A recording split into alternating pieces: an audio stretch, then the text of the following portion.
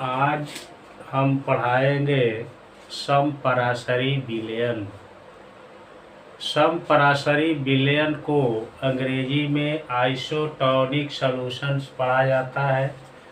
तो देखिए, हम यहाँ पर लिख रहे हैं समपराशरी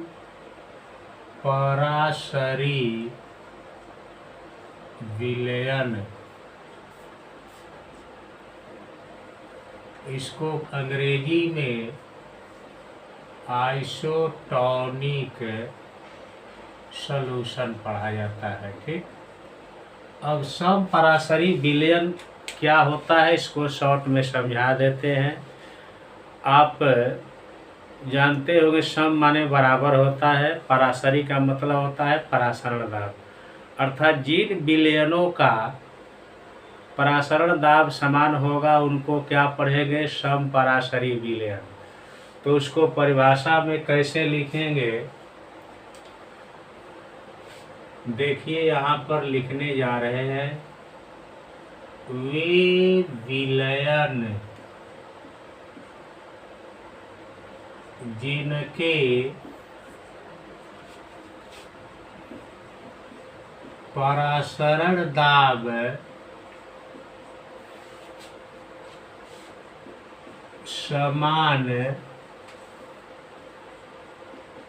होते हैं,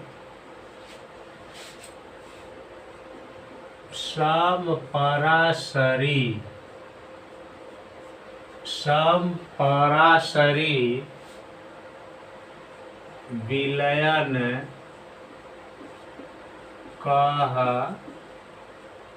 कहलाते हैं। देखिए, यही इनका डिफिनीशन है। हमने लिखा है वे विलयन जिनके परासरण दाब क्या होते हैं, समान होते हैं, समपराशरी विलयन कहलाते हैं। अब देखिए, हम यहाँ पर कुछ पॉइंट लिखेंगे, 2 ठो। अब उस पर चर्चा करने जा रहे हैं।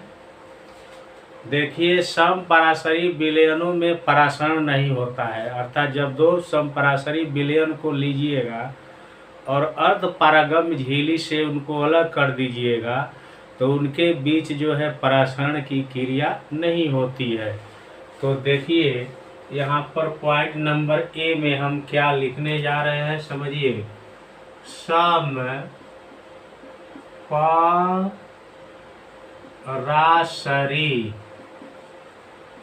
विलयनों में परासरण की क्रिया नहीं होती है। देखिए, हमने लिख दिया है कि समपराशरी विलयनों में परासरण की क्रिया नहीं होती, अर्थात जब पराशरी विलयन रहेंगे और उनको अर्धपारगम्य झिल्ली के द्वारा अलग करेंगे तो उनके बीच में परासरण की क्रिया नहीं होगी।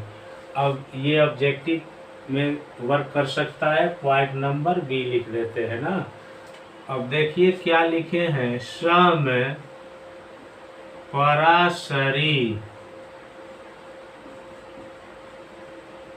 समपराशरी विलयनों में, चाहे विलयनों का मोलर सांद्रण समान होता है। देखिए, हमने लिख दिया है कि समपराशरी विलयनों का मोलर सांद्रण क्या होता है, समान होता है। इसका अर्थ यही हुआ कि अगर 2 समपराशरी विलयन हैं तो दोनों के मोलर सांद्रण जो होंगे क्या होंगे, समान होंगे। तो ये याद रखिएगा, ऑब्जेक्टिव में भी काम दे सकता है। ठीक, अब जो है आगे लिखने हैं।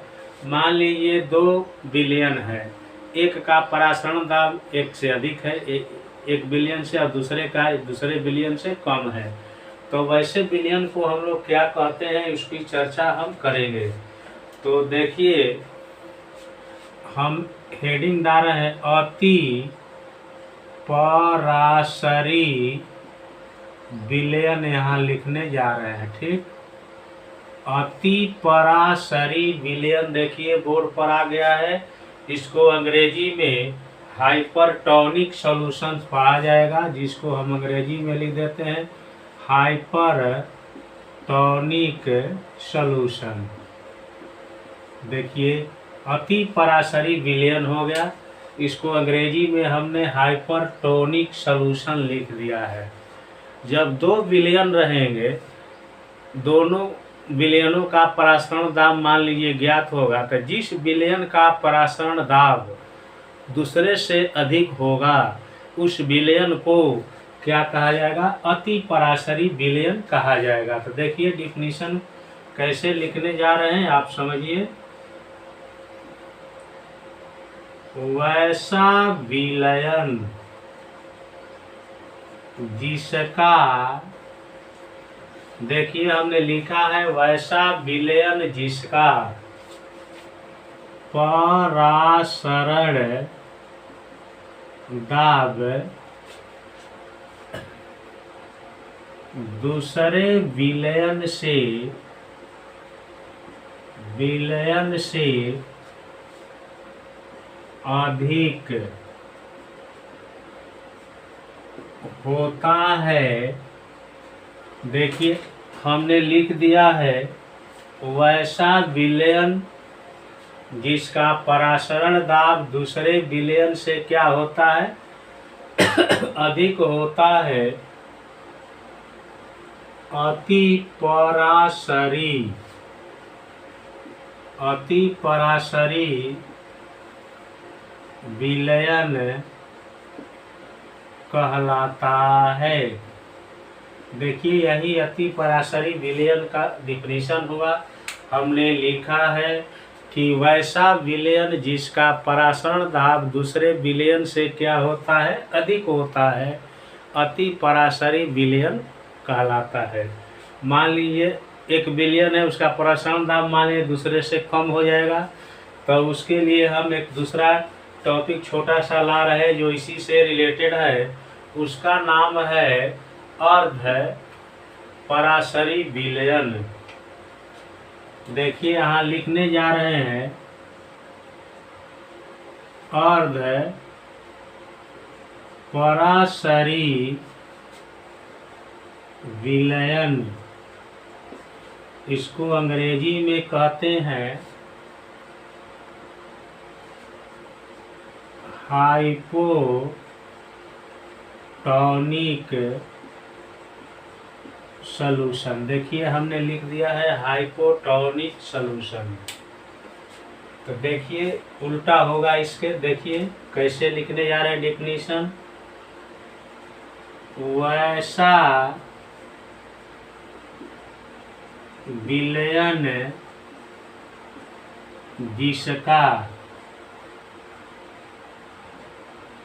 परासरण दाब दूसरे विलयन से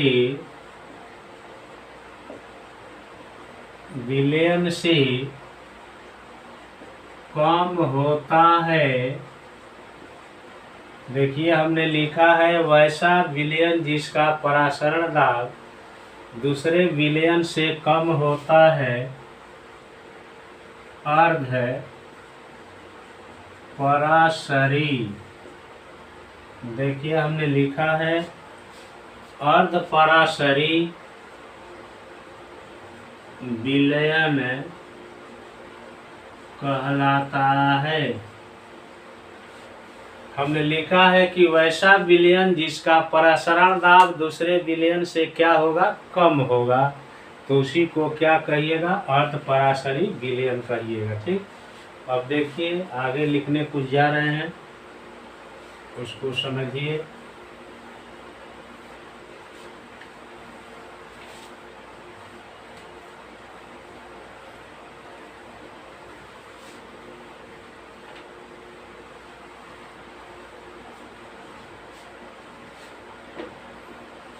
मान लीजिए अति पराशरी और अर्ध पराशरी दो विलयन हैं। दोनों को अर्ध पारगम्य झिल्ली से अलग रखा गया है। तो परासरण की क्रिया किधर से किधर होगी उसको हम यहाँ पर नोट के आधार पर लिख देते हैं, और ये जो ऑब्जेक्टिव में काम आएंगे ना। देखिए, जब अति परासरी और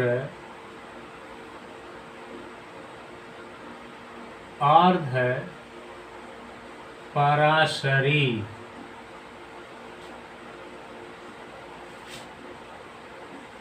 विलयनों को अर्ध पारगम्य झिल्ली से अलग लिखा है हमने। जब अति परासरी और अर्ध परासरी विलयन को अर्ध पारगम्य झिल्ली से अलग रखा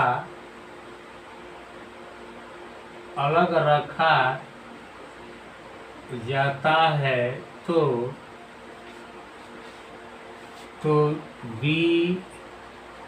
विलायक के अणुओं का परासरण किधर से किधर होगा। देखिए लिख रहे हैं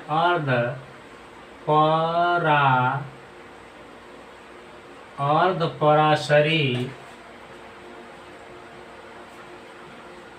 परासरी विलयन से अति परासरी विलयन की ओर होता है। देखिए, मान लीजिए दो विलयन है, एक अति परासरी विलयन है और दूसरा जो है अर्ध परासरी विलयन है। अगर दोनों विलयनों को एक अर्ध पारगम्य झिल्ली द्वारा अलग रखा जाता है तो परासरण की जो क्रिया होगी अर्ध पारगम्य झिल्ली से अति परासरी विलयन की ओर होगा ना। तो अब जो है एक फार्मूला लिखेंगे और इसके बाद न्यूमेरिकल इसका बना देते हैं। अब देखिए,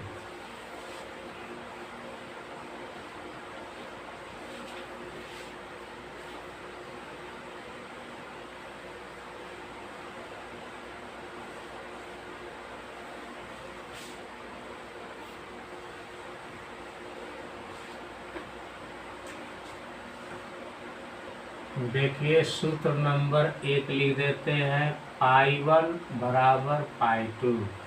अगर दो विलयन है और दोनों सम परासरी विलयन है तो दोनों के परासरण दाब समान होंगे, अर्थात एक का परासरण दाब पाई1 मानिएगा और दूसरे का परासरण दाब पाई2 मानिएगा, तो दोनों क्या होंगे, बराबर होंगे। ठीक, अब देखिए फार्मूला नंबर 2 डाल देते हैं। हमने लिखा है नोट नंबर बी में कि सम परासरी विलयनों के मोलर सांद्रण क्या होते हैं, समान होते हैं।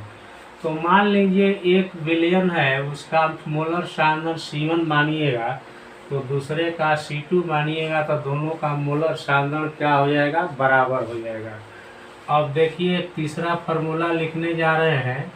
यहाँ पर N1/V1 बराबर N2/V2।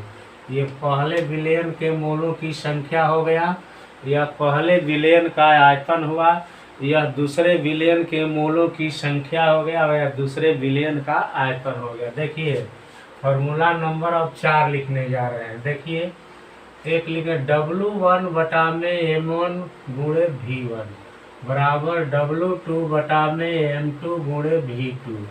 अब देखिए ये पहले विलय का भार हुआ, पहले विलय का आणविक द्रव्यमान और पहले विलयन का आयतन हो जाएगा। यह जो होगा दूसरे विलय का भार होगा, दूसरे विलय का आणविक द्रव्यमान या मोलर द्रव्यमान अणु भार, और यह दूसरे विलयन का आयतन हो जाएगा। अब जो न्यूमेरिकल हम यहाँ इसका लिखने जा रहे हैं बहुत फेमस है, वह इंजीनियरिंग मेडिकल से लेकर के बिहार बोर्ड के एग्जामिनेशन में पूछ रहा है। और यह क्वेश्चन बिहार बोर्ड में 2 बार पूछा गया है।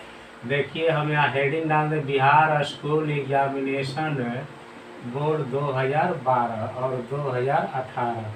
जो बिहार बोर्ड का पेपर 2018 में भारी था, तब उसमें भी इसी को पूछे हुए हैं। अब देखिए क्या है क्वेश्चन, सुनिए। अब केन शुगर चीनी को पढ़ा जाता है। पोस्ट में लिखा हुआ है अणु भार बराबर 342 की 5% एक घोल X की 1% घोल की आइसोटोनिक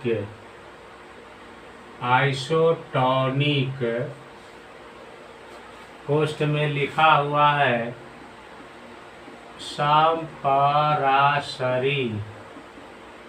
समपरासरी है, ठीक। तो X का अणु भार क्या होगा, क्वेश्चन कह रहा है, ठीक। देखिए क्वेश्चन ये इंजीनियरिंग मेडिकल में पूछ रहा है और बिहार बोर्ड के ऑब्जेक्टिव में देख रहे हैं 2 बार पूछे हुए हैं। तो कह रहा है केन शुगर अर्थात चीनी है, इसका अणु भार कितना है, 342 है कि 5% एक घोल है। केन शुगर का 5% का एक घोल है, एक घोल है 1% वाला, उसमें विलेय के रूप में X है।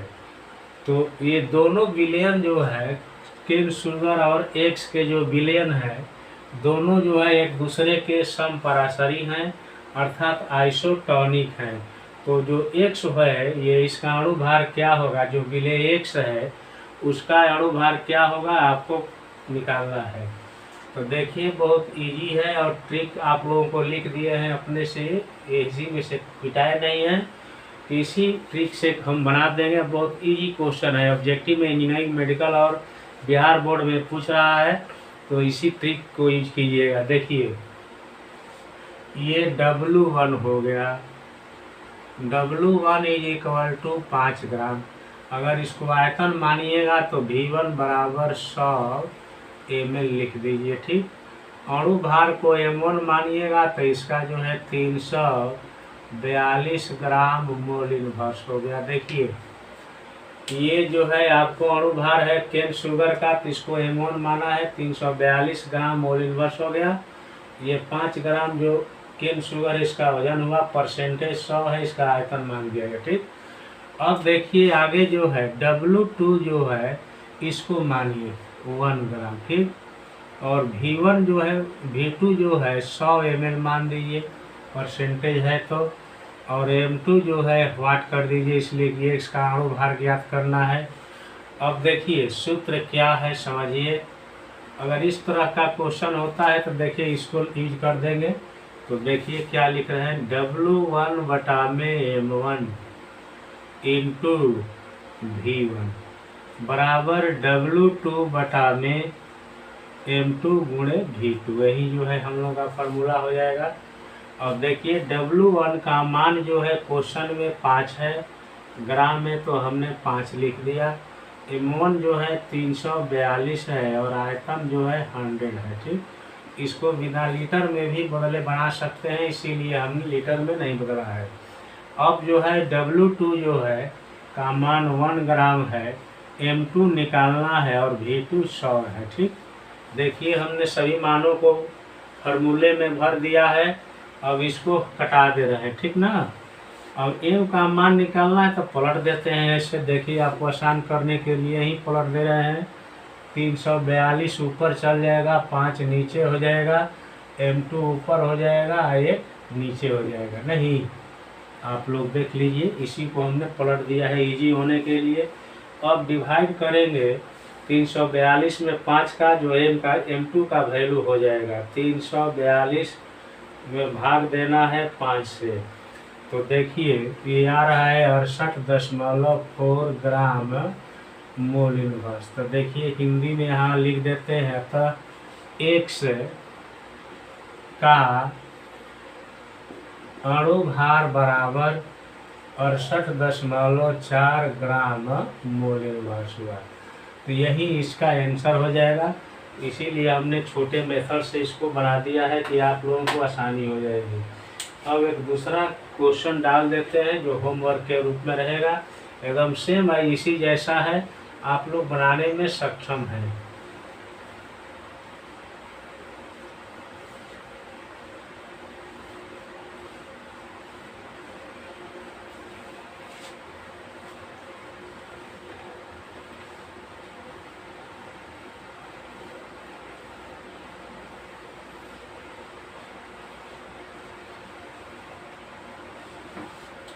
क्वेश्चन नंबर सेकंड जो है आप लोगों के लिए लिख देते हैं। देखिए घर पर बना लीजिएगा, बहुत आसान है। 5% सुक्रोज। देखिए इसमें अणु भार हम अपने मन से लिख देते हैं, अणु भार बराबर 342 लिख दे रहे हैं। चीनी का अणु भार इतना है का विलयन 0.877%, यूरिया के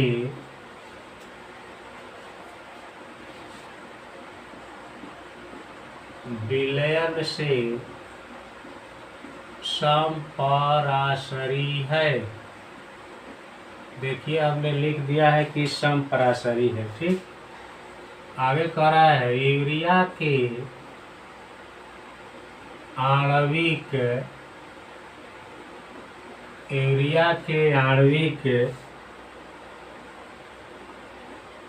द्रव्यमान की गणना कीजिए। यही आपका क्वेश्चन है, ठीक। आंसर जो है यहाँ लिख देते हैं आप लोगों को 59.98 ग्राम मोल इनवर्स है, ठीक। अब अगले एपिसोड में दूसरा टॉपिक चलेगा, आज इतना ही रहेगा।